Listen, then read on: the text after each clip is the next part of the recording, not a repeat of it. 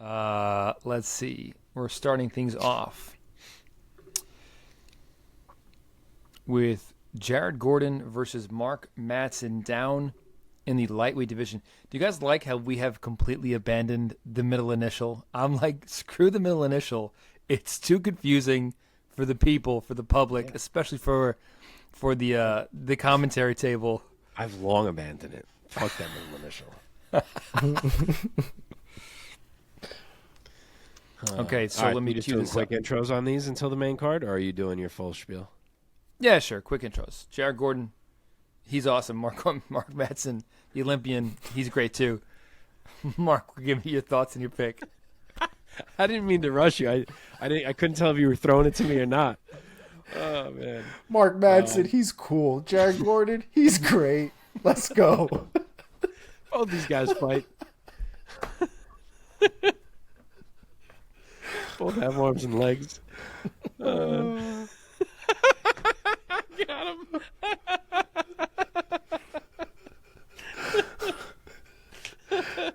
Okay. We're good. Oh man. Okay, get it together. All right. Maybe surprisingly wide odds. I don't know what you guys think, but Jared Gordon's almost 2-1. He is a minus 190 favorite. And Wow, Mark that Madsen is plus surprising to 160. me. Agree. I thought it was going to be really close. Whoa. Yeah, I did too. I'm not particularly sold on either guy, for being wholly honest, but I didn't think it'd be that wide. I I mean, thought I'm Madsen would basically- be the favorite. Did you? See, I didn't know who I thought would be favored, but I thought it would be really like minus 130 in whatever direction is what I kind of expected. But yeah, I was about to make the same point Omar just did. Quickly first, 1 inch of height for Gordon, but 4 inches of reach for Madsen. And this is a really tough call for me for two reasons. One is, as you guys probably know if you've listened to this show for a while, I have never been too sold on either one of these guys. So I'm struggling to believe in a certain one right off of that. Second reason is because Jared Gordon is absolutely the better overall mixed martial artist here. But it's possible that Madsen's wrestling is good enough to just make that not matter. And that's where I'm struggling, because I don't love Mark Madsen's wrestling against higher-level dudes like Grant Dawson, who I fully expected would shut it down, and he did. But maybe Jared Gordon is just at that level where Madsen's wrestling does still work. But I think I'm going to choose to trust Gordon more than Madsen here. We've seen him deter some wrestling before. He is strong in the clinch. He does have some grappling chops, so I think he maybe might just have just enough of a complete game to eke this one out. It wouldn't shock me to see either guy fall flat, honestly, but I'm going to pick a close fight that ends in a Jared Gordon split decision victory. Okay, Omar. Yeah, I kind of feel like this fight's eventually just going to be really contested in the grappling. I think we're going to see a lot of... I don't see the striking of Jared Gordon being able to make too much of a difference. That dude hasn't TKO'd anybody in, like, years. 2017 was the last time he won by a stoppage that wasn't a submission. So, like, I don't really think we have anything to worry about in that sense. I also don't think Mark Madsen really can strike all that well either, so I don't think we're having to worry about that from the Gordon perspective as well. But I do think this is going to be a really grappling-heavy fight. I think there's going to be a lot of cage time. I think if they are able to get it down to the ground, I think there's probably going to be a lot of time spent down there. But I expect Mark Madsen to be the one doing a lot of that pushing forward and trying to go for the takedowns. And I just think Gordon potentially will just get, I guess, overrun with having to defend and maybe not being able to get his game off. So I'm going to trust that Madsen, there it is. I'm going to trust that Madsen gets the wrestling going and comes out on top for a unanimous decision. I too think that this fight is very close on paper, at least. But I agree with the sentiment that Jared Gordon is going to be the more well-rounded and complete mixed martial artist in the cage. Mark Madsen mainly looks to use that Olympic wrestling pedigree, as we know, sometimes desperately so. But Jared Gordon, I believe, is a very good grappler himself. I think he has enough grappling skill to, I'll say, negate Madsen's grappling attack, and will score enough on the feet and with the strikes. And I think he's going to come away with a UD. So UD for Jared Flash Gordon, who, by the way, beat Paddy Pimblett and then got speared with Bobby Green's skull. So his only loss in his past several fights should be Grant Dawson. So there you have it. I think I'm trying to say that I think Jared Gordon has come into his own a little bit these past few years. You have always been the person on this show of the three of us who most believes in Jared Gordon. This is true. So we'll see if your belief serves correct here. I picked him, so hope it's a good test. It's a good test. Yeah. Okay, let's move on. I'll tell you what. There's what are we doing? We're doing 8 fights. I think I flip-flopped on 6 of these fights, literally. There's a lot of tough calls. This next one's a tough call. Yep. It sure is. Hold on one second. Okay, the next one up is Tabatha Ricci versus Lupita Godinez. Mark, go first this time. Sorry, I'm trying to still input the odds for some of these last fights. Okay, this one. Okay, Lupi, another one that's wider than I thought it was going to be. Lupi is -170. Tabatha Ricci is +145 as the dog. I didn't even know who would be favored here, so to see -170 again surprises me. But 1 inch of height for Lupi. The reach is identical. I have not been 100% sold on Tabatha Ricci, which maybe I am wrong to not be. I've still been picking her in all her fights until this last fight against Jillian Robertson, which obviously I got very wrong. And Ricci's obviously very talented, but I think I'm going to pick against her again. I've always been a believer in Lupi. I truly think she's improving leaps and bounds as of late, especially in her striking, and even more in her fight management and her blending of her skills. I've always said in the past about her that it feels like she gets too stuck in I'm going to strike in this fight or I'm going to wrestle in this fight, and her game feels incomplete. And I thought it really jumped off the page in her last fight, the way she was finally naturally blending different aspects of her game and timing when she wanted to wrestle and wanted to strike. And I thought it was the best Lupi we've ever seen. Ricci's a tough matchup. She might be quicker, which is a factor. She looked crazy quick against Jillian Robertson. But I think I'm going to trust Lupi to kind of dog this one out. I think she hits a little harder, might be a little stronger. She keeps a high pace. She has been in there with higher level opposition to this point than Ricci has. So, yeah, if Ricci wins here, I guess I'm going to have to get myself on board. But I'm going to go Lupi 29-28 UD. I will go next. I am a fan of both of these ladies. I'm a big fan of Tabatha Baby Shark Ricci, one of the great nicknames in the sport at this current time. That being said, I completely agree with Mark's sentiment. I think that Godinez is going to be the, I'll say, bigger and more physical fighter in there. And I just see her running away with this fight on the scorecards. Give me Lupi Godinez by UD. Omar? Honestly, I think for me, the real big selling point for me are their recent performances. And the last performance from Lupi Godinez was the best Lupi Godinez I've ever seen. So if we're going to keep that momentum, we're going to keep that type of performance, that level of performance, it's going to be really hard for me to pick against Godinez at this point. So I'm going to go with Godinez here by unanimous decision, but I wouldn't honestly be surprised if she finds a way to finish Tabatha Ricci. Wow, I did not expect us to be unanimous on that fight. Yeah, me neither. Her last fight was good, man. She worked Elise Reed. The performance itself was just really fucking good. Agree. Much different level of opponent now, which is what makes it tricky. But yes, I agree. Mm-hmm. But it's what's interesting is she's changed. For her last fight with Elise Reed, I believe, is when she recently has started training with Alexa Grasso and I think her team. Mm-hmm. And I think it seems like it's made a world of difference. And I can only imagine she's gotten better. Granted, it's only been a couple months since she last fought, but I gotta imagine we're still on that same train. Yep. Okay, Omar, staying with you. Last fight of the prelims, the featured bout of the prelims, going down in the flyweight division. We have Steve Astro Boy Erceg taking on Alessandro Nono Costa. What's your take and your pick? Excuse me. I think it's a good fight. I think you've got two guys that aren't afraid to go down to the ground if they need to. Although I think because they are both in that realm, we probably will see more stand-up in this fight than we will the ground. And in that sense, I think I trust Costa just a little bit more. Fully aware that this man has been recently knocked out in the last year or so, but still think I trust him in the stand-up a little bit more than I do Erceg. So I'm going to go with Alessandro Costa by second round knockout. Mark?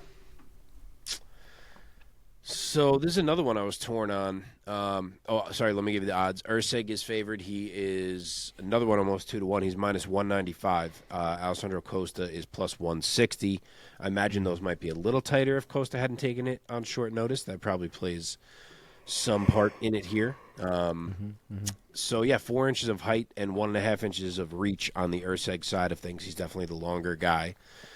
Costa, the more built of the two at flyweight. It's a hard call because we haven't seen that much of Erceg yet. We've only seen the one fight in the UFC. Obviously, we knew he had some jiu-jitsu reputation coming in. Both of these guys have looked very good. Costa, definitely the more powerful of the two. Everything he lands is heavy. He's probably going to be ripping the legs of Erceg all fight. But I think that the length, the distance striking, and the grappling advantages that Erceg has are enough for me to give him a slight edge in this fight. So I do think it's competitive, but I'm going to say Erceg pulls it off, and I will go with another decision win. I think that Alessandro Costa is a bit of a more dangerous finisher wherever the fight goes.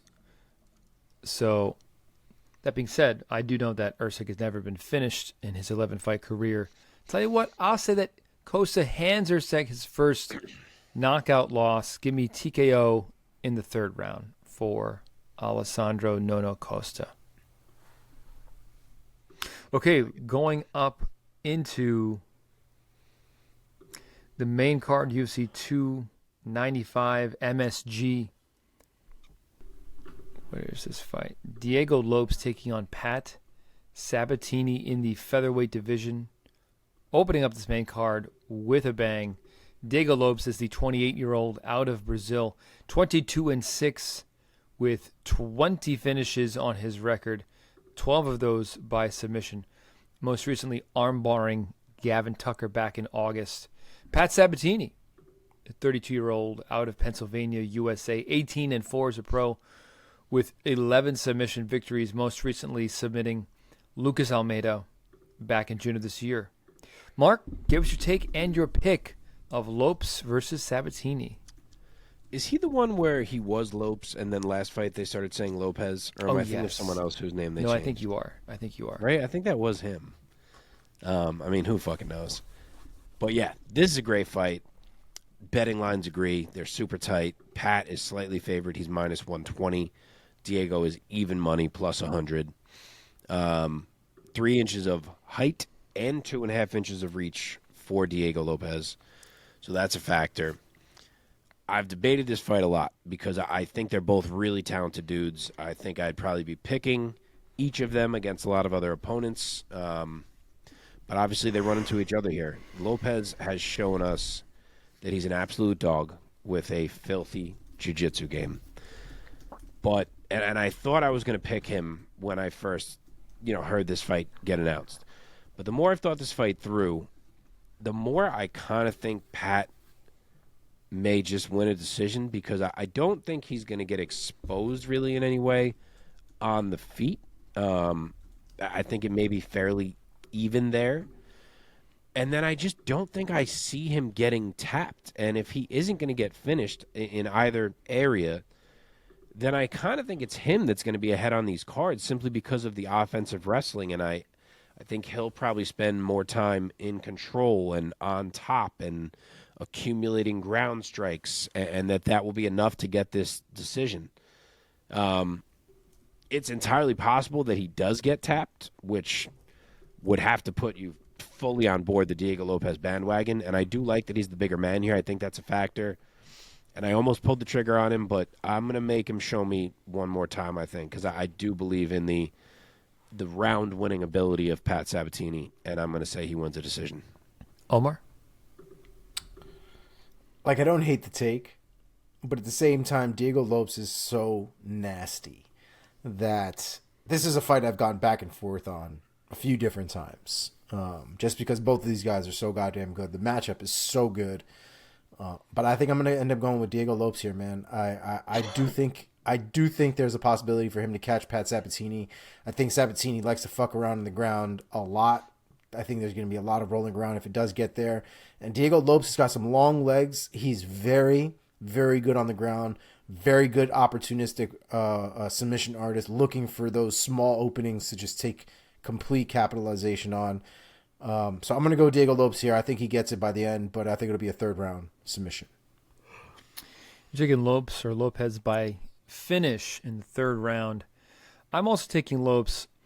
I think Sabatini is too tough to get finished, but I see Diego Lopez having a few big moments in this fight over Pat Sabatini and stamping his ticket to the upper echelon, so to speak, of featherweight.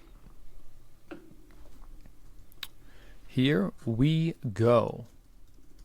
Let me clean up my tabs here for a second. Glad I landed on Sabatini in the end. Gave us a little variety on that one. Yeah.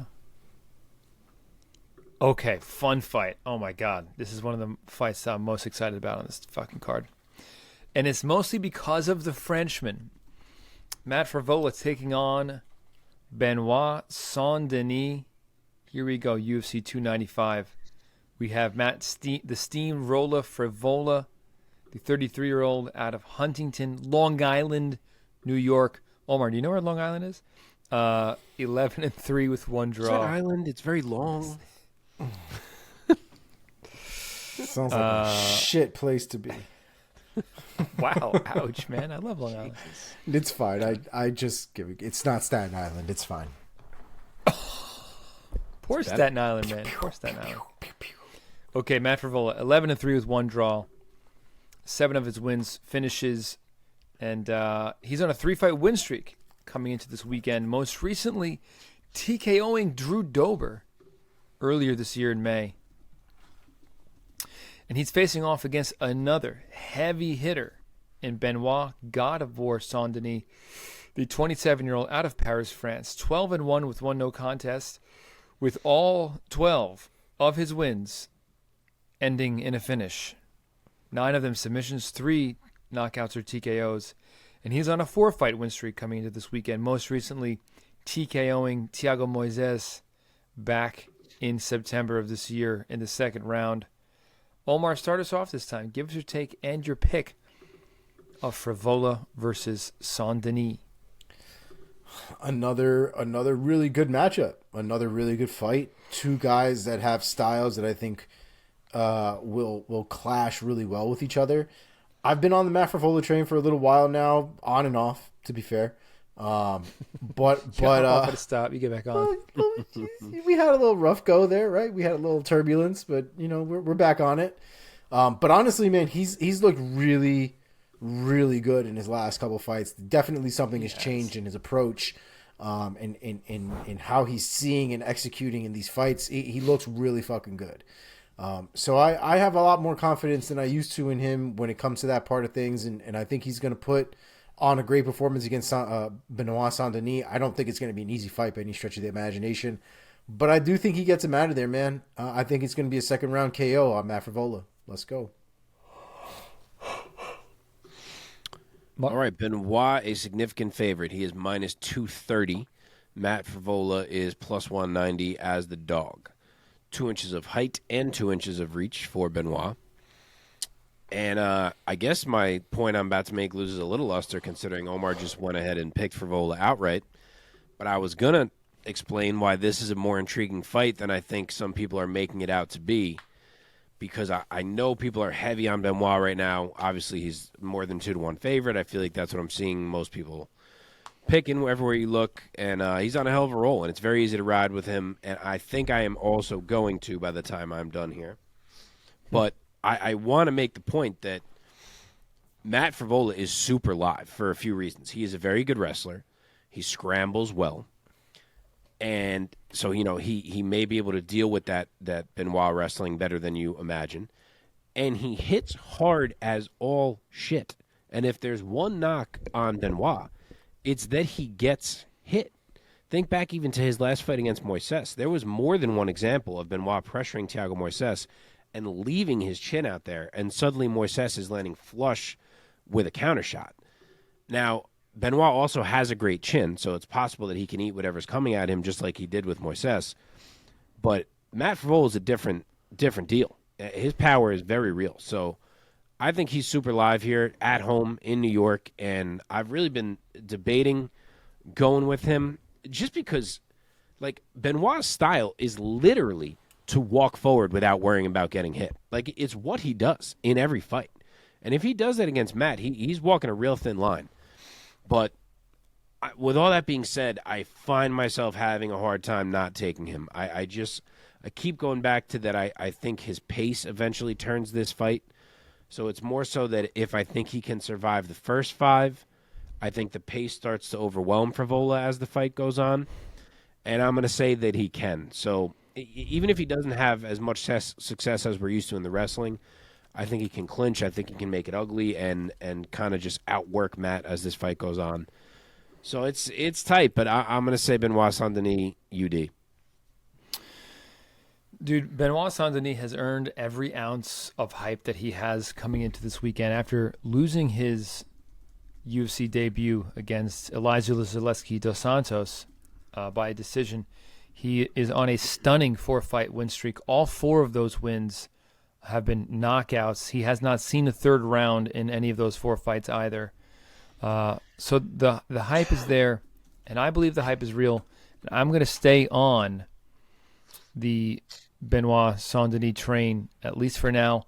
I love the analysis, and I do agree that Matt Frevola is somebody that people have been perhaps overlooking a little bit.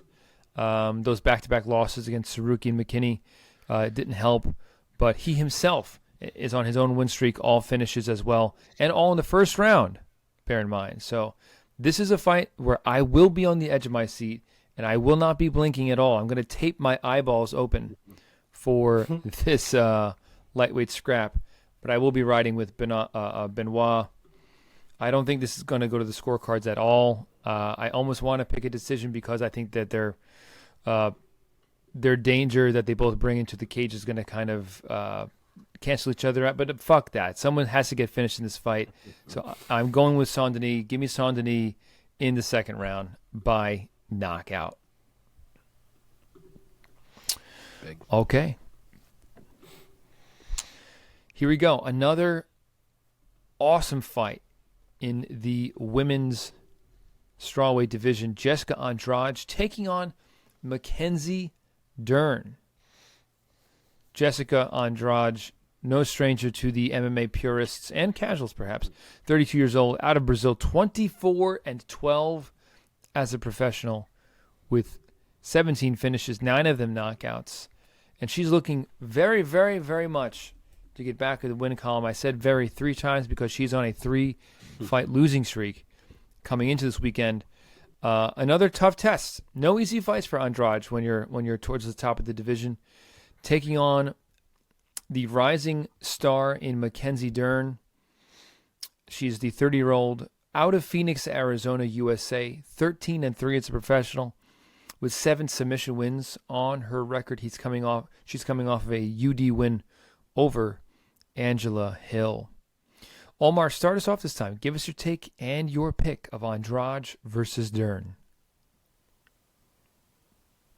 You're muted. Muted. I don't know why I feel like Mackenzie Dern is so much bigger than Jessica Andrade, because I doubt she really is. But there's just some length that I feel like that Mackenzie Dern has on Andrade that... You want the number? Yeah, I can't shake it. It's not... I mean, the height, she's 3 inches taller, but only 1 inch of reach. Huh. Okay. Yeah, the real problem I have is Andrade sometimes has an issue getting up there with the strikes, right? Like sometimes I feel like she ends up reaching quite a bit, leaving herself exposed. The other side of things is I do think that she likes to play on the ground a little bit. And I think, moreover, if she tries to avoid the ground completely against Dern, I think that's just going to leave her open for getting even more manhandled on the ground. I just see it's hard to trust Jessica Andrade at this point with the losses that she's accrued, especially the performances that have kind of come with them as well. And I think Mackenzie Dern has been doing pretty well. She's had some losses, but those losses have been in scraps, man. She's gotten so much better since we've seen her, first come into the UFC up until now. And I think she's just getting better each time we see her. So I think I'm just going to keep rolling with Mackenzie Dern here.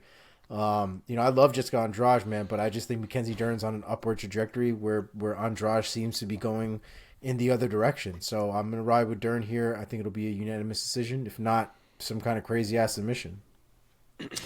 Yeah, I'll go next. I agree. I think that Dern is going to keep rising, and Andrade is going to keep looking for a turnaround here. I think this is a match that favors Dern. I think she's going to use that inherent size advantage that she has over Andrade. Andrade has a wrestling base herself, but Mackenzie Dern's jiu-jitsu pedigree, I think, is going to be too much. I think about what Erin Blanchfield did to Jessica Andrade not too long ago, kind of set things in motion for this losing streak. So give me Mackenzie Dern by submission, I'll say in round number 2, because Dern usually is a little bit of a slow starter. She has a knack for finding a submission in the last 7 seconds of a round. But give me Dern. I'm going to say that Dern gets the biggest win of her career thus far, absolutely, in the second round, subbing the great Jessica Andrade. Mark? So Dern's about 2-1. She's minus 205. Jessica Andrade is plus 165. As I said, Dern 3 inches taller, 1 inch of reach. God, man, I would have picked Jessica Andrade to win this fight every day of the week, as recently as a year ago. And it feels wrong to me that I'm not going to pick her right now. Just because, on paper, I still feel like she has the tools to beat Mackenzie Dern, but trajectories in MMA are a thing, and I don't love what I'm seeing from Jessica Andrade lately. She looks a bit unfocused to me. It seems like she's making some odd mistakes in fights. I didn't love the way that Jan caught her. And Mackenzie Dern's not a girl who you can afford to be sloppy against. So, I mean, on the feet, she could still very easily knock Mackenzie out, especially new Mackenzie, who is willing to exchange now and often relies on eating some shots in these exchanges. And you let Jessica Andrade touch you, that's not going to go as well as it might with some of the other girls she's been letting touch her.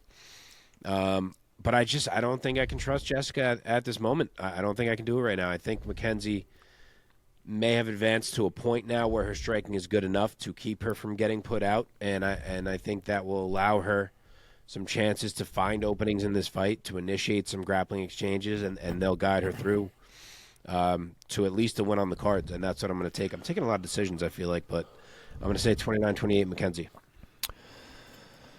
Oh, baby. We are unanimous in our taking Mackenzie Dern. Okay. Oh, my God. I can't with these two fucking final fights. Yeah, co-main event, UFC 295 at MSG in New York. Heavyweight division, the interim UFC heavyweight title is on the line. It's going down between Sergei Pavlovich and Tom Aspinall. No nonsense, no nicknames. Neither of these guys have nicknames. That's how you know this is a no-nonsense fight. Sergei Pavlovich, the 31-year-old out of Rostov, Russia. His pro record stands at 18 victories and just 1 defeat, with 15 big wins coming by way of knockout. Most recently knocking out Curtis Blades in the very first round. In fact, I'm not going to sit here and count right now, but it looks like only 2 or 3 or 4 of his fights have gone out of the first round. So most of his knockout wins have come in the first round, usually in the first few minutes. And he'll be standing across from Tom Aspinall, the 30-year-old out of Lancashire, England. His pro record coming into this fight is 13-3. And also, all 13 of his wins have been finishes.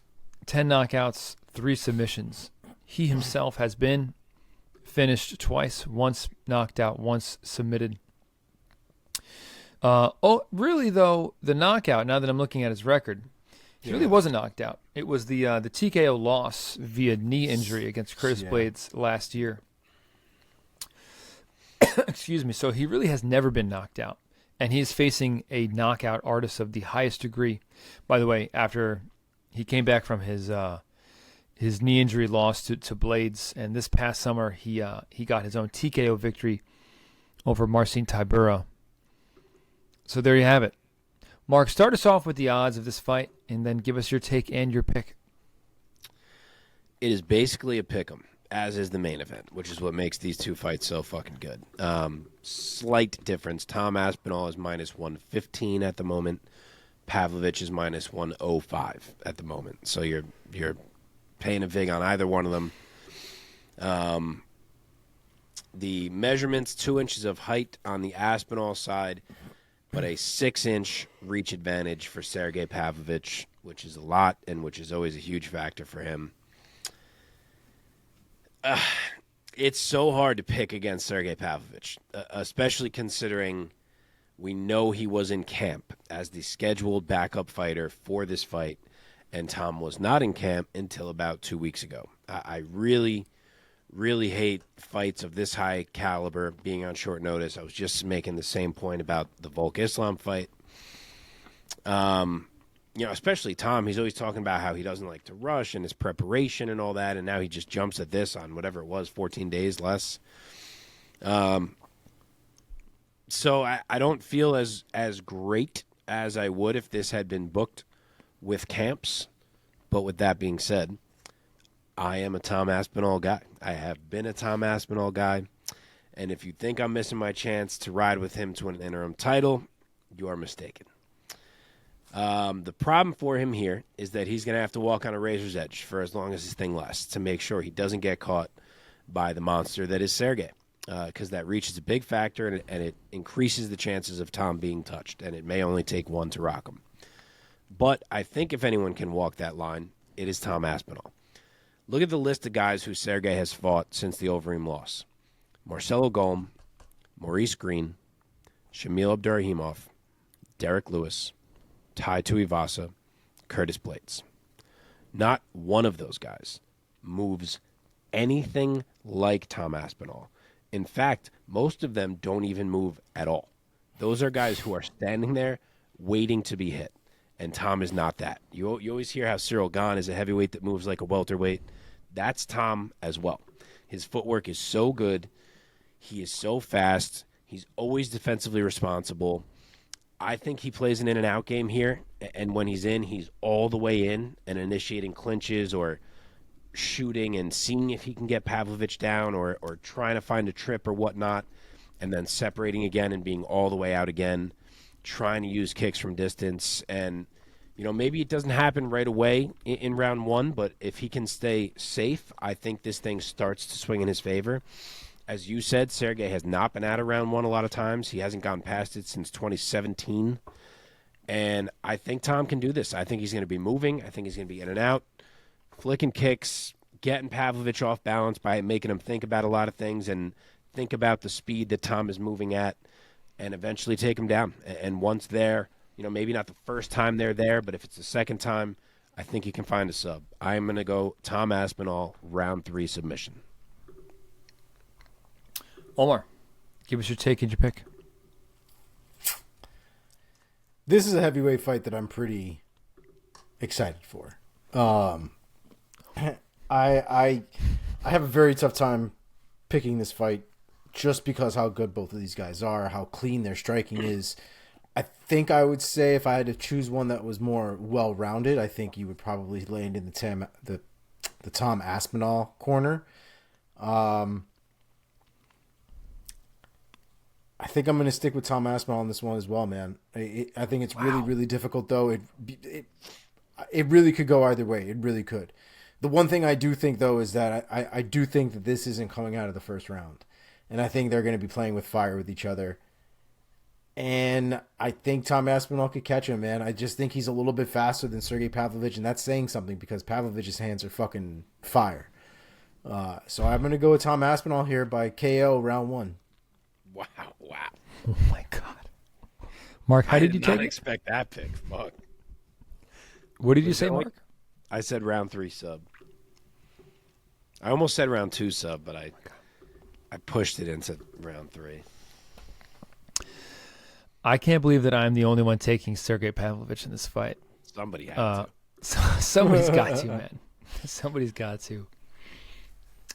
Look, I love Tom Aspinall as well. This is unofficially a Tom Aspinall podcast as well, in case you didn't know. But, I mean, what Sergei Pavlovich does to other professional heavyweights is astounding. He cuts through them like a hot knife through butter, man.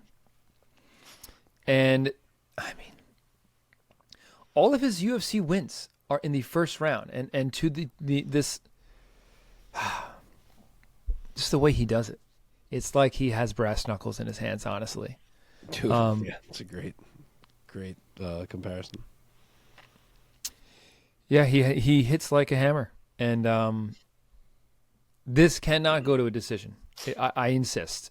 Neither one of these guys has a decision win on their record, so the MMA math really does check out for this one. I would be utterly shocked if this went all 5 rounds.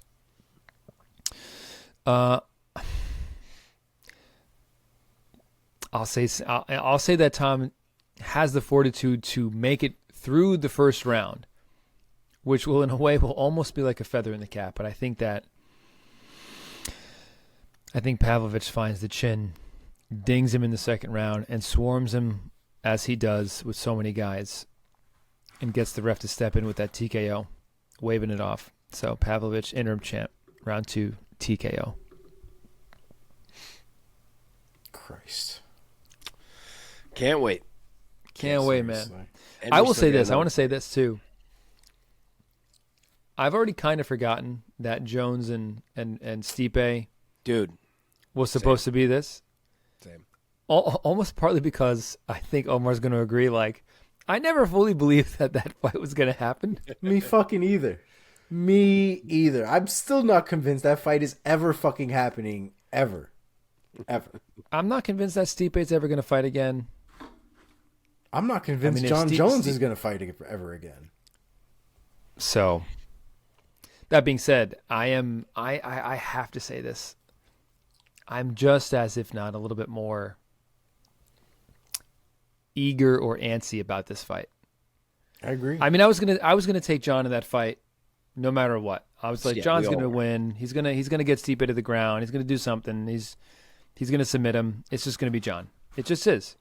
Yeah. But with this fight, I'm gonna be on the edge of my fucking seat. That's what I was just gonna say. That fight was bigger. This fight is more edge of your seat. Well said. Well said.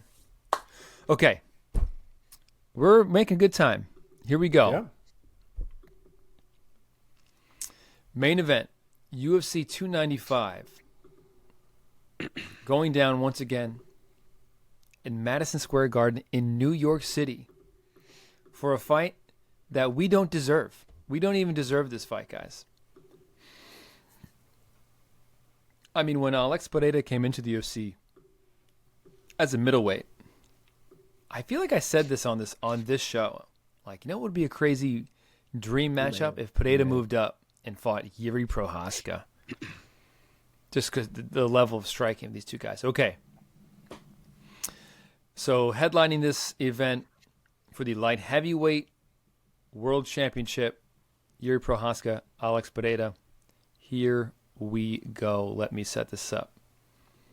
Jiri Prochazka, the Samurai. His nickname is BJP. Do we know what this stands for? Anybody? I have no idea. I will look it up. Prochazka is the 31-year-old out of Czech Republic. His pro MMA record stands at 29-3 with 1 draw. Only 1 of his wins has gone to the scorecards. The other 28 are all finishes, 3 of them submissions, and 25 of them are knockouts.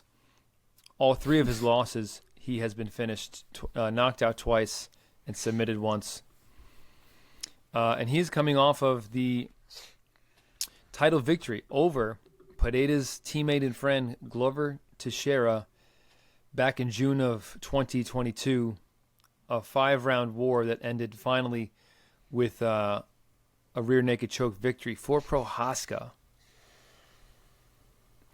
He'll be standing across from Alex Pereira, Poetan, the 36-year-old out of Sao Paulo, Brazil. His MMA record stands at 8-2 with 6 knockout victories. He's been finished twice himself, knocked out once, and submitted once. The knockout came in his MMA rematch against Israel Adesanya. And then he moved up to 205, and he got a split decision victory over Jan Blachowicz back in July of this year. Omar, go first. Give us your take and your pick of this incredible lightweight title fight. Real quick, the nickname stands for something I'm not going to pronounce, but directly translated seems to be bomb the shit out of them or big fucking bombs, apparently. Wow. His nickname should be The Last Samurai, and I will hear nothing else about it. Well, whatever whatever BJP means or is pronounced in his, what I'm assuming is his native tongue. Check. Yeah, seems to be big fucking bombs. So there's that. Okay. As far as this fight is concerned, this is a wild ass fight. I don't really know which way to go. It's really difficult for me to pick against Jiri Prochazka though, man. He's really nasty. He's really good. And the mentality that dude brings into the cage is something that you have to take into consideration. And it's not to say Alex Pereira doesn't have the mental fortitude to be in there, but Jiri is almost crazy when it comes to that. So I think it's going to be a well-fought fight. I don't think anyone... I'm not wholly convinced that somebody's going to end up knocked out here. At least not put to sleep. I could see probably some leg kicks coming into play later on in the fight. But I do think this is probably going to go quite a bit. So I'm going to go with Jiri Prochazka here by unanimous decision. You're going with Prochazka by UD. Wow, interesting. I will go next. Unless, Mark, you want to just give me the odds first. Give the odds out there before I go. Sure. Sorry, I'm recording Omar's pick. The odds. It's another one that's basically a pick 'em. Slight favorite is Pereira. He is minus 120. Wow. And Prochazka is even money, plus 100. I would have thought that Prochazka would have been the favorite, or a slight favorite. Considering he's already been the fucking champion of that division. Yeah, same. I probably would have too. All right. I've been thinking a lot about this fight the past couple of days. Every time I see ads for it and stuff and promotional stuff, I'm like, fuck, I have to pick this fight on the show. I haven't watched the countdown yet. I really got Me either. It's such a good, these are such good fights on this main card. Really good fights. Yeah. I want to go with Prochazka. Stylistically, I don't know if Pereira has faced somebody as sort of unorthodox and dangerous as Prochazka in this way. But I can't help but think about is Prochazka's fight with Glover. And Glover had Prochazka in some real trouble in that fight. Remember, we were saying the irony of that title fight was that who would have thought that it was Glover who almost finished Prochazka with strikes, and it was Prochazka who ended up finishing Glover with a submission. Yep.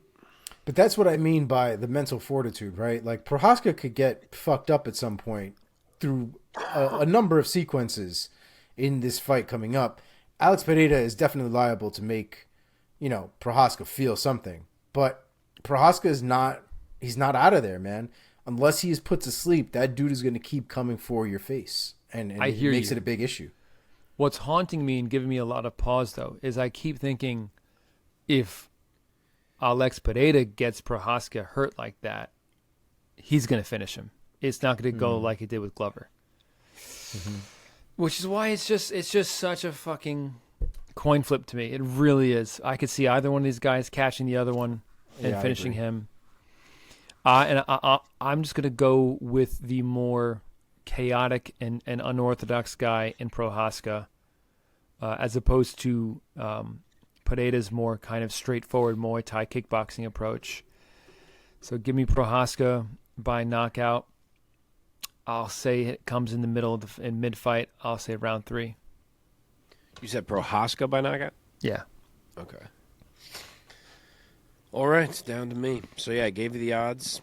1 inch of height for Pereira. The reach is the same. Also having an incredibly hard time picking this fight. I could see it play out in a handful of different ways. I do think a man falls down to end this. I don't think it's going to see the cards. And I do think if this was an active and healthy Jiri entering this fight, I would probably lean toward him. Just the unorthodox striking that's different than what Pereira's having to look at, his pace and how high it is, and that I trust his cardio to be there as we hit the later rounds more than I trust Pereira's to be there because of having to deal with the pace that Jiri pushes, his ability to mix in the grappling. I think all that would have pushed me toward Jiri. But he's coming off what was described as the worst shoulder injury ever. And we haven't seen him since. So I have a little concern about that. And then he hasn't fought in a long-ass time. He's coming in with zero rhythm, no warm-up fight, nothing. And Alex has been very active. So with that being the case, I'm kind of coming where I slightly lean toward Alex, or Lex, I guess I should be saying. Because as we know, Jiri, and Mike kind of just said the same thing, Jiri presents openings with the way that he fights. He is there to be hit. He has been hit by plenty of guys. And if he isn't on his perfect usual rhythm, if it takes him a bit to get going, whatever it may be, I think Alexis is a guy who can take advantage of that. All of the clean technique is on the Pereira side in this fight. He's the one to me that's more likely to find holes in the defense of the other as the fight goes on and reads are made, and I just think Jiri probably has more holes. I understand, like even I just said, for Pereira, it's going to be an adjustment of this dude doesn't fight the way dudes are supposed to fight in terms of the strikes. So it's going to be an adjustment for him too. And if I'm Jiri's team, I'm encouraging the grappling because we saw how well he did there against Glover, who's a great grappler, and I absolutely think he should explore it here, maybe even early, to get himself warmer in that fight before he has to deal with Pereira's strikes. But Pereira did well defending against Yana, and he's more acclimated to 205 now. And then throw in that he trains with Glover, who you got to think is sharing a lot of insight after those epic 25 minutes that he went through with 100%. Jiri. So, I don't know. I think it's an absolute toss-up of a fight. Like I said, I think a healthy, active Jiri, I would have gone that way just on the pace and maybe Pereira tiring, but I don't think I'm gonna trust an inactive post-injury Jiri in such a close fight. So I'm gonna say Alex finds a shot in the earlier half of the fight. I'll say early round 3 TKO for Alex Pereira.